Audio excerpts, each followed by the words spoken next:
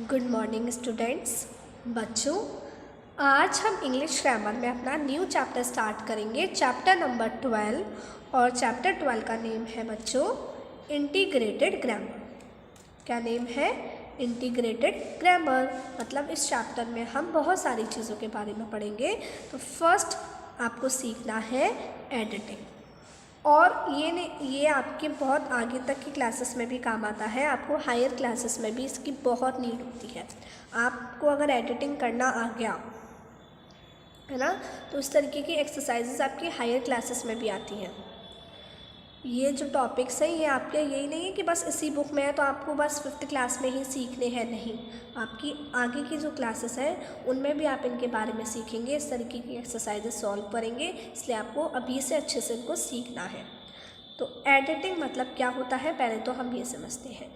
जैसे आपको कोई भी पैसेज गिवन होता है और इस पैसेज में कुछ मिस्टेक्स होती हैं। इस पैसेज में क्या होती है? कुछ मिस्टेक्स होती हैं। आपको उन मिस्टेक्स को क्या करना होता है? करेक्ट करना होता है। पहले तो आप पहचानिए वो मिस्टेक्स कौन सी हैं, या फिर होता है कि आपको गिवन होती है कि ये मिस्टेक्स है, फिर आपको उनको करेक्ट करना होता है ना। या फिर पहले आप पहचानिए फिर उनको करेक्ट कीजिए।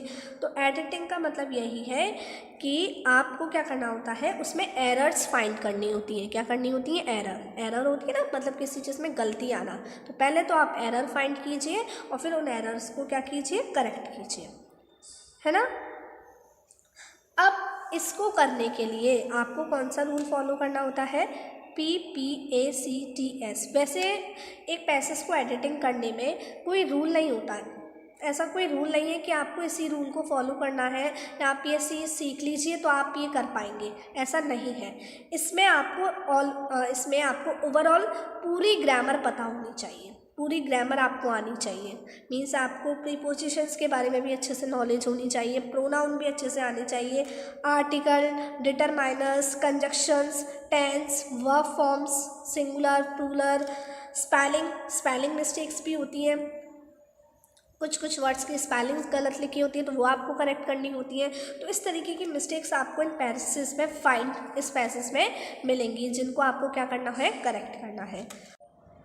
After reading the passage, identify the tense and see whether it is appropriate to the context. इसका मतलब यह है कि आप पूरा पैसेज पहले पढ़िए और पूरा पैसेज पढ़ने के बाद आप ये देखिए कि पूरे पैसेज में कौन सा टेंस यूज़ किया गया है। तो ऐसा होता है कभी कभी टेंस की मिस्टेक्स भी होती हैं कि एक लाइन में पास्ट इंडेफिनिट टेंस आ रहा है, मतलब एक लाइन में पास्ट टेंस है, दूसरे में प्रेजेंट टेंस है, तो वहाँ पर आपको करेक्शन करना होता है ना। तो इस तरीके की आपको ऑलवेज मतलब ओवरऑल सारी ग्रामर आपको यहाँ पर यूज़ करनी है। तो आपको इसका कोई भी रूल नहीं है। जैसे जैसे आप इन एक्सरसाइजेस को ज़्यादा सॉल्व करेंगे, जितनी ज़्यादा प्रैक्टिस करेंगे उतनी ज़्यादा आप सीख पाएंगे, उतना ज़्यादा आप इसको सीख पाएंगे। तो देखिए यहाँ पर हम पहले फर्स्ट एक्सरसाइज दी है, उसको समझते हैं, सॉल्व करते हैं। देखिए, अंडरलाइन ईच एरर। आपको हर एक गलती को अंडरलाइन करना है and right the correction in the space provide. और यहाँ पे जो स्पेस दी है तो आपको उन गलतियों को करेक्ट करके यहाँ लिखना है। ओके, देखिए तो यहाँ पे ऑलरेडी गलतियाँ जो है एरर्स वो अंडरलाइन है, तो एक बार देखते हैं। One morning the Nawab call his minister and said him. अब देखिए, अब मतलब ये कॉल गलत लिखा हुआ है, यहाँ पे कॉल नहीं आएगा तो कॉल ही, लेकिन कुछ ना कुछ मिस्टेक है इसमें। मतलब ऐसा हो सकता है कि इसकी वर्ब की first form, second form, third form में कोई गलती हो। देखिए, अब आपने देखा यहाँ पर भी सैड यूज़ किया गया है, मतलब पास्ट इंडेफिनिट टेंस है। यहाँ पर भी I wanted past indefinite tense है। तो ओवरऑल यहाँ पे दोनों में पास्ट इंडेफिनिट टेंस का यूज़ किया गया है, इसलिए यहाँ पर कॉल की भी सेकेंड फॉर्म यूज़ की जाएगी, पास्ट इंडेफिनिट टेंस यूज़ किया जाएगा। तो call will change into called. क्या आएगा? कॉल की सेकेंड फॉर्म क्या होती है? कॉल्ड। तो ये मिस्टेक थी, यहाँ पर कॉल नहीं आएगा, यहाँ पर क्या आएगा? कॉल्ड आएगा। His minister and said him. अब देखो, his minister and said him, जब थोड़ा आपको यहाँ पर और चीज़ें भी देखनी है तो यहाँ पे सेड नहीं आएगा, यहाँ पे टोल्ड आएगा, मतलब उनसे कहा। नवाब ने मिनिस्टर को बुलाया और उससे कहा दैट की क्या कहा? आई। अब नवाब कौन है? नवाब के लिए हम कौन सा प्रोनाउन यूज़ करेंगे?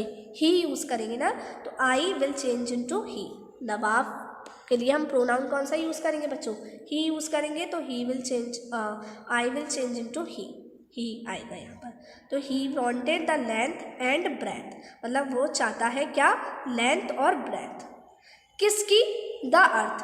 अब किसकी के लिए या फ्रॉम मीन्स तो से होता है, बट किसकी? जैसे अर्थ की, तो अर्थ की, तो अर्थ के लिए क्या यूज़ करेंगे? ऑफ द अर्थ, है ना, ऑफ द अर्थ। तो यहाँ पे यूज क्या आएगा? फ्रॉम की जगह of.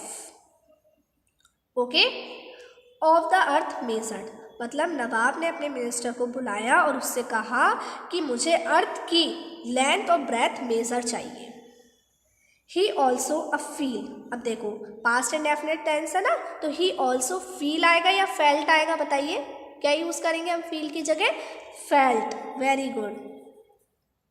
He also felt the need to have the stars on the sky counted, मतलब उसने ऐसा महसूस किया, उसने ये ज़रूरत महसूस की to have the stars on the sky. अब देखो स्काई पर स्टार्स होते हैं, स्काई में स्टार्स होते हैं।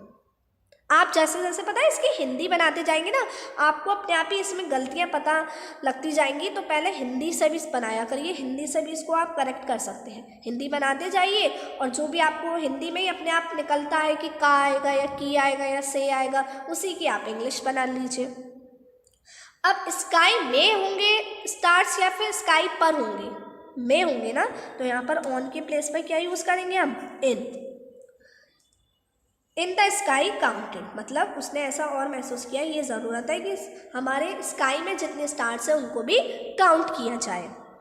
द मिनिस्टर सेज, मिनिस्टर ने कहा, पास्ट में चल रही ना स्टोरी, मिनिस्टर ने कहा, तो यहाँ पर सेज की जगह क्या आएगा? सैड, या फिर रिप्लाई भी कर सकते हैं क्योंकि फिर वो रिप्लाई कर रहा है ना मिनिस्टर, तो मिनिस्टर सैड, या फिर आप रिप्लाइड भी लिख सकते हैं, सैड भी करेक्ट है। दैट की द टास्क ही, अब ही सिंगुलर है, सिंगुलर के साथ क्या यूज़ करेंगे हम? हैज़ यूज़ करेंगे, बट ये पास्ट में चल रहा है ना, तो यहाँ पर हम हैड यूज़ करेंगे, तो he had been.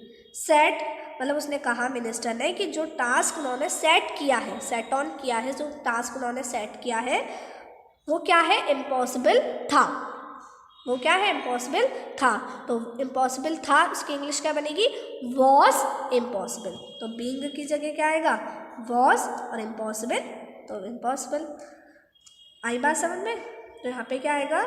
The minister said that the task he had been set on was impossible। तो आपने देखा कितना सिंपल होता है, बहुत छोटी छोटी मिस्टेक्स होती है, ज़्यादा आपको डीपली नहीं जाना है। अभी आप छोटी क्लासेस में, जैसे जैसे बड़ी क्लासेस में जाएंगे थोड़ा लेवल इनका और बढ़ता जाएगा। बट आपको ये पैराग्राफ समझ में आया, और आपने देखा जैसे जैसे मैं हिंदी बनाती गई मुझे अपने आप ही इसमें मिस्टेक समझ में आती गई ना, तो आप हिंदी के थ्रू भी इनमें मिस्टेक्स करेक्ट कर सकते हैं, एरर फाइंड आउट कर सकते हैं। तो इन तरीके की जो एक्सरसाइजेस होती हैं इनको हम एडिटिंग बोलते हैं। मतलब ये क्या है? एडिटिंग पे बेस्ड है। ओके, चलिए अब एक और एक्सरसाइज सॉल्व करते हैं हम। तो आपको यहाँ पर कुछ पैसेज दिए हैं, हम उन्हें देखते हैं। First, a famous sportsman name Harvey had attended the cycle race. अब देखो यहाँ पे मिस्टेक है, मतलब यहाँ नेम नहीं आएगा, यहाँ आएगा नेम्ड। अ फेमस स्पोर्ट्समैन, जिसका नाम था, तो named. Okay, had attended blank cycle race. अब उसने साइकिल रेस अटेंड की। अब देखो जो साइकिल रेस है यहाँ पे कोई पर्टिकुलर साइकिल रेस की बात तो नहीं कर रहे हैं ना, एक साइकिल रेस है, एक पर्टिकुलर साइकिल रेस की तो मैं बात नहीं कर रही हूँ कि हाँ यही पर्टिकुलर साइकिल रेस है, एक साइकिल रेस की बात की जा रही है। तो यहाँ पे दा यूज़ नहीं करेंगे, हम क्या यूज़ करेंगे? A cycle race. Okay, he was a short man, वो एक शॉर्ट मैन था, बट आ ग्रेटेस्ट एथलीट। अब ग्रेटेस्ट हम तब यूज़ करते हैं, और ग्रेटेस्ट से पहले दा का यूज़ करते हैं। ग्रेटेस्ट अब हम यूज़ करते हैं ना जब बहुत, मतलब सबसे महान। तो यहाँ पर ग्रेटेस्ट में मिस्टेक है, आ में तो मिस्टेक नहीं है, ग्रेटेस्ट में मिस्टेक है। तो इसका मतलब यहाँ ग्रेटेस्ट नहीं आएगा, यहाँ पे पॉजिटिव डिग्री आएगी ग्रेट, क्योंकि यहाँ पे अगर आ में मिस्टेक होती तो हम यहाँ दा कर देते, बट ए में मिस्टेक नहीं है, ग्रेटेस्ट में मिस्टेक है तो आ ग्रेट आएगा। महान एथलीट था। एंड अब पास्ट में चल रही है स्टोरी, तो यहाँ पे हैव की जगह क्या आएगा, had. And had won many prizes, उसने कई सारे प्राइजेस जीते थे, मतलब उसने कई सारे प्राइजेस जीते थे या फिर वो जीत चुका था बहुत सारे प्राइजेस। ही हैड 6 सन्स, उसके 6 बेटे थे। उसके कितने बेटे थे, 6 बेटे थे। हु वॉज, अब देखो 6 बेटे थे तो 6 सन्स के लिए हम क्या यूज करेंगे, वर यूज करेंगे ना, वॉज तो यूज नहीं करेंगे, वर यूज करेंगे, तो वॉज की जगह क्या आएगा, were. Brought up as sportsman and every son had, अब एवरी सन, अब हम बोलते हैं एवरी सन, हर एक सन या ईच सन, एवरी तो बोलते नहीं है ना, ईच सन, एवरी वन, हर कोई, ईच सन हैड पार्टिसिपेटेड, किस में पार्टिसिपेट किया, किस में भाग लिया उन्होंने, साइकिल रेस में। साइकिल रेस पर तो नहीं लिया ना, में लिया, तो ऑन की प्लेस पे क्या आएगा, इन। बट वर डिफीटेड, लेकिन वो हार गए, लेकिन वो क्या हो गए, हार गए। अब कैसे हार गए, देखो हिंदी में ही आएगा, आपको बोलने की जरूरत नहीं, अपने आप ही आपके अंदर से निकलेगा। बुरी तरह से हार गए, तो बुरी तरह से ये क्या है, एडवर्ब है, तो हम क्या लिखेंगे, बैडली। बैड यूज नहीं करेंगे, क्या लिखेंगे, बैडली, बुरी तरह से। ओके, आई बात समझ में। चलिए अब हम सेकंड वाली और देखते हैं। वॉट 9 years old, 9 years नहीं बोलते, 9 year old Sunita did not like about school. अब स्कूल एक सिंगुलर है, तो सिंगुलर के साथ हम वर तो यूज नहीं करेंगे, वॉज यूज करेंगे। मतलब जब वो 9 साल की थी सुनीता, तो उसे अच्छा नहीं लगता था कि स्कूल में रूल्स हो, मतलब स्कूल के रूल्स उसे अच्छे नहीं लगते थे। Actually Sunita did not liked rules of any sort whether at school and at home. मतलब उसे एक्चुअली बात कह रहे हैं कि सुनीता डिड नॉट लाइक्ड। अब देखो डिड नॉट का यूज़ कर चुके हैं, तो लाइक्ड तो आएगा ही नहीं, ये तो आप देखते ही पहचान लोगे, है ना। डिड नॉट का यूज़ कर चुके हैं तो लाइक्ड तो लिखेगा ही नहीं, लिखेंगे नहीं हम। यहाँ पर क्या आएगा, लाइक। क्या आएगा यहाँ पर, लाइक।